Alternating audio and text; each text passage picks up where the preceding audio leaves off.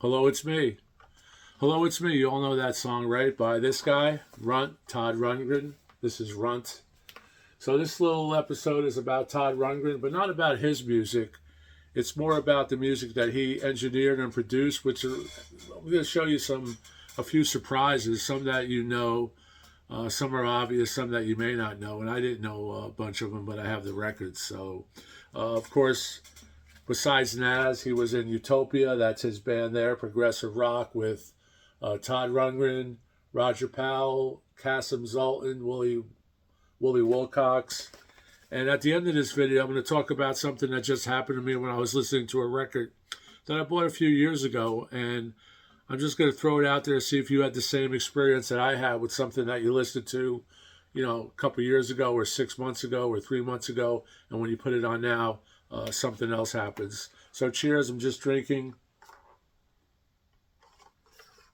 my little iced coffee mix that I make, and it really tastes good the way I make it. I did a video on it way back, and it tastes a little bit like a Yoo-hoo. So if you know Yoo-hoo or chocolate milk, cheers. So I'm going to put this here by Elvis so we don't spill it on a record. That's only my third cup today. So Todd Rundgren, multi-talented genius, Philadelphia boy. Hello, It's Me was a big hit. First record ever recorded, first record sent out. Became a phenomenon. It went viral, if you could call it viral. In those days, it just shot up to number one or whatever. Philly boy, multi-talented. Kind of fell into recording and engineering by accident. Kind of having an affinity toward controls and computers and, gear.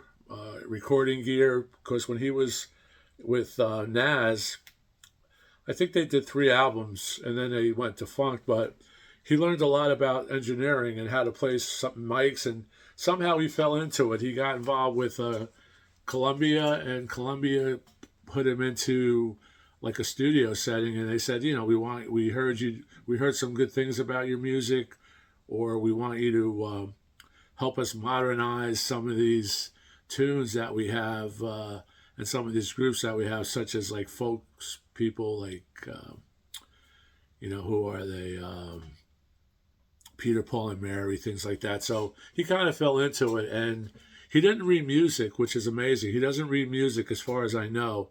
So true genius. If you could come up with over 350 songs, produce countless albums, Rock and Roll Hall of Famer, didn't go to the induction. He just got inducted and didn't go, I guess. And I think he played that day in the same town with one of his bands that he puts together. And I've seen him a couple times. I seen him a few years ago with Jim Thorpe up in Jim Thorpe, Pennsylvania, around that area, where he brought together Christopher Cross, bass player Sheaf, whose father played bass with the Doors, and Elvis's touring band. Forget his first name, but he had a famous drummer, almost like an all-star band. But it was a Beatle revival. They did hits of the Beatles, like it was 40 years ago today type of thing, 50 years ago today type of thing. And Todd Rundgren's really cool, multi-talented. Like I said, I don't use the word genius, but obviously this guy's a genius. Listen to a lot of his interviews. Very humble, very down to earth, the kind of guy you want to have a drink with or a cup of coffee with. You can hang out with that guy and listen to music, and just talk. He doesn't have a high horse. And when you think about the music that he was involved in, I think the only thing he didn't do was classical music. Did jazz in a way, because with Utopia, that's like a progressive fusion thing. So he could do jazz. And here again is Runt, and here is one of the Utopias. And his records are pretty accessible. I've seen a lot of his records at yard sales and things. And again, at the end of this video, I'm going to talk about this record that when I put it on, I got a different type of vibe about it. I want you to weigh in if you can, if you last till the end of this little segment. So what we're going to do is we're going to talk about records that Todd either produced, engineered, or both. A lot of times he did both, Sometimes it's not listed on the record as both, but I know if he's in that studio, and he's either also playing as a musician. He played. I know he played with this next record. I know he has a few guest appearances with obscure American traditional instruments, and that's this record. The band's Stage Fright. Robbie Robinson, Richard Manuel, Rick Danko, Levon Helm, Garth Hudson. I think it's their third album. This was recorded upstate before Bearsville Studios was done. That's a green reissue. Great record on here. The Shape I'm In. Stage Fright obviously is on here. Strawberry Bear Wine, and it says here, Todd Rundgren engineer, Glenn Johns mixdown. So I know he actually also produced this. This was recorded at Woodstock Playhouse, Woodstock, New York. So, and I think this is a Canadian pressing on Capital EMI. So he actually got involved with them. That's early on. That's either 75 or 76 or around there, around that time. Here's another one that's the same era, and that's this one. I talked about this record before. You may not know Steve Hillage, great guitar player, progressive.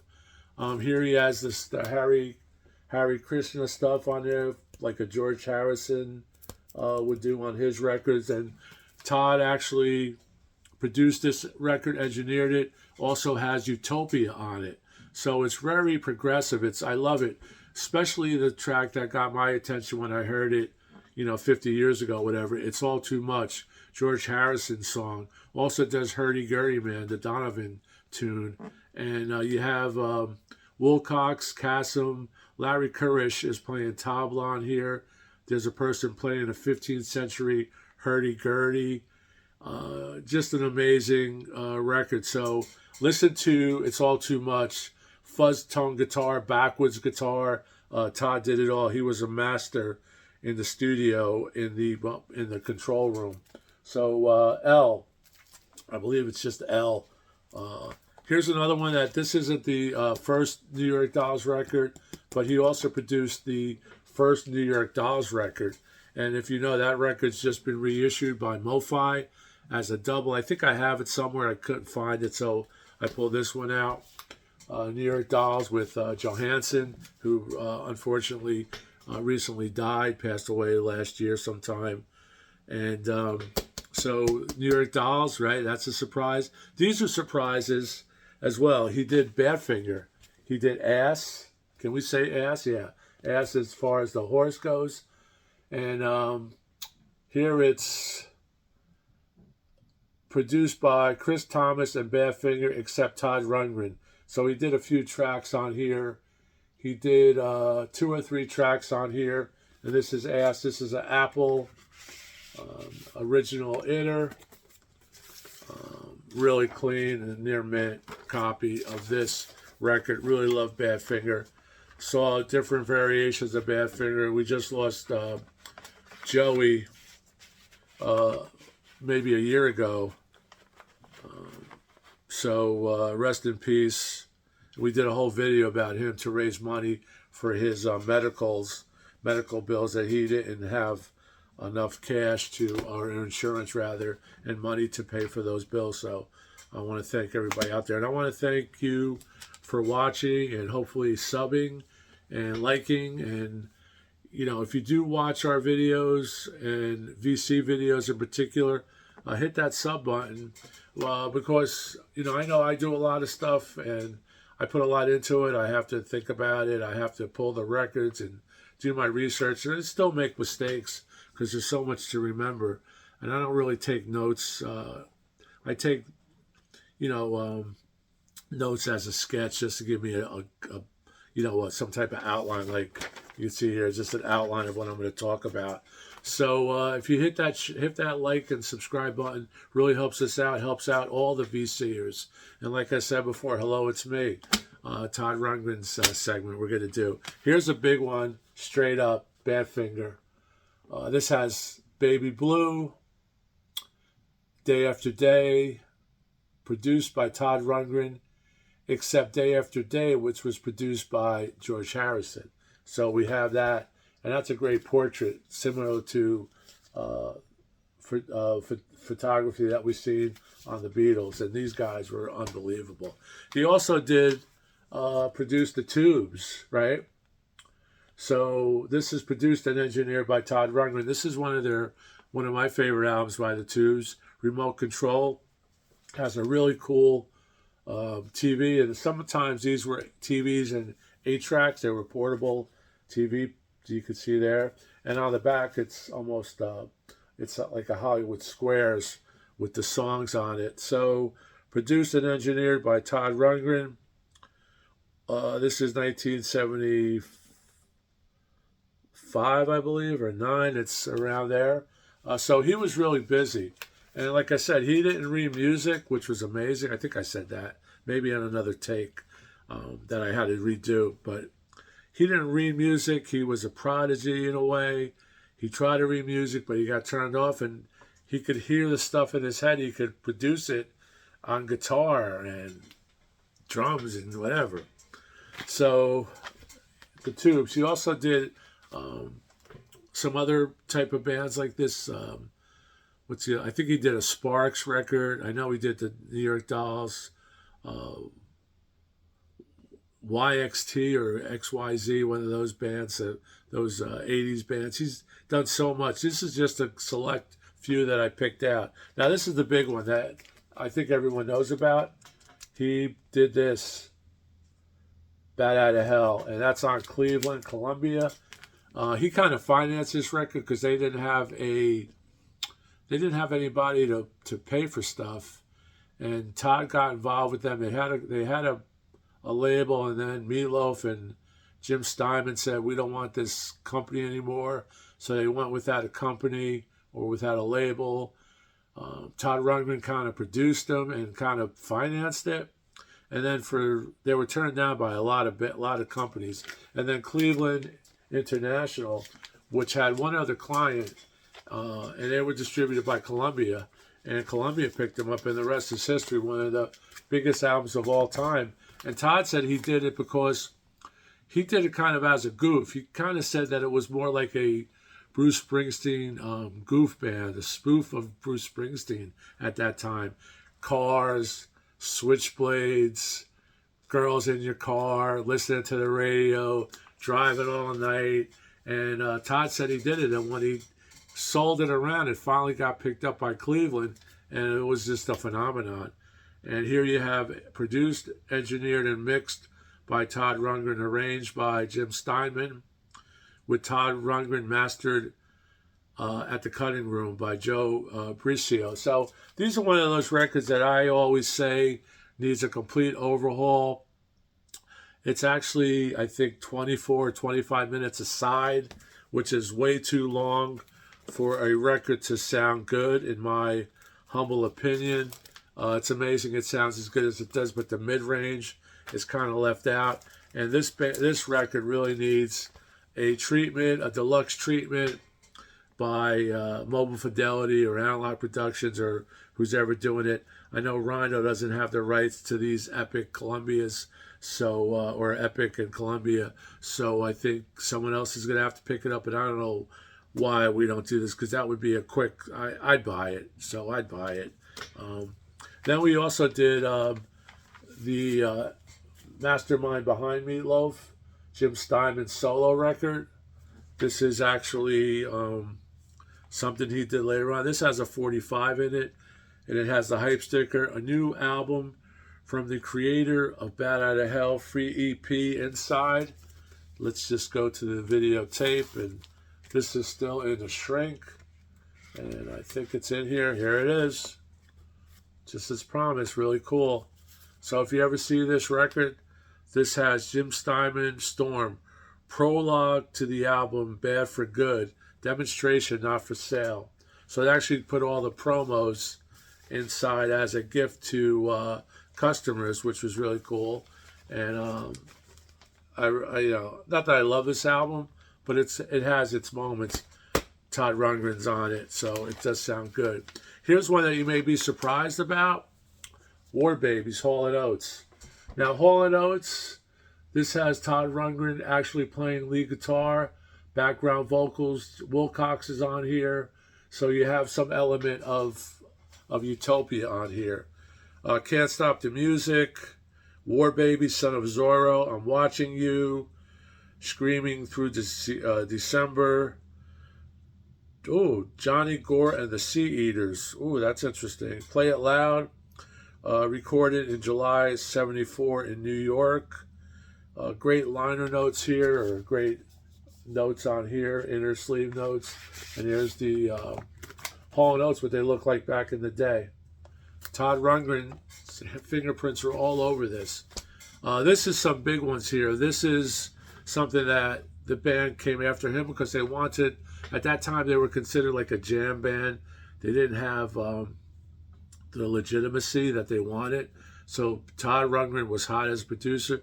So they called up Todd Rundgren, and Todd Rundgren ended up producing We're an American Band, Grand Funk. And he has some great stories about this recording when he does talk about it. And that's the Finger, famous sticker. I have one with the stickers. This is a yellow gold vinyl. Oh, here are the stickers. Stickers are unused. So this came with stickers. And here is the gold vinyl. And I also have it in black, but this is the collectible first pressing. So Todd did this, and We're an American Band was actually released before the album was released, and I think it went like right up the charts. It became an instant million seller. The whole album became an instant million seller right away, and it was just another amazing phenomenon. So produced by Todd Rundgren. Walk Like a Man's on here. I have to listen to it again, but he also did Grand Funk Shining On with Locomotions on here. And it has the glasses are missing, but it has used to have a 3D glasses that you would put on, like some out of a comic book. And the whole album was in 3D. Even the inner sleeve was in 3D. So there's the label. So Todd did this, and I think this is the inner. Let me see. Yeah, there's the inner. And so the glasses go here, and I pulled them out and don't have them, so need to buy a copy with the glasses attached. And we'll go over that in a minute. I'll put these away later. Like I said, there's a lot of stuff to do. And here you have the black copy of We're a Band. But this also has stickers, and it has a extra sticker from another album. So there you have it. Todd Rundgren, Genius, Hello, It's Me, Utopia, Naz, Runt, all those great albums that he did through the years, still rocking after 50 years, was on American Bandstand, Philly guy. Probably how he got hooked up with Hall & Oates, now that I think about it, being a Philly musician, Philly guy, born in Philly, I think. So that's it. So let's keep rocking. Please sub and subscribe if you can, or subscribe and like if you can. And I'm going to talk about this record that I bought this at Record Store Day, I believe the last year, or not this Record Store Day, but last Record Store Day or somewhere. And I have the Shrink in here.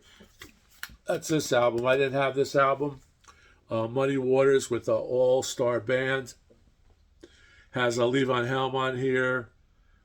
Garth Hudson, Paul Butterfield, Bob Margola, guitar.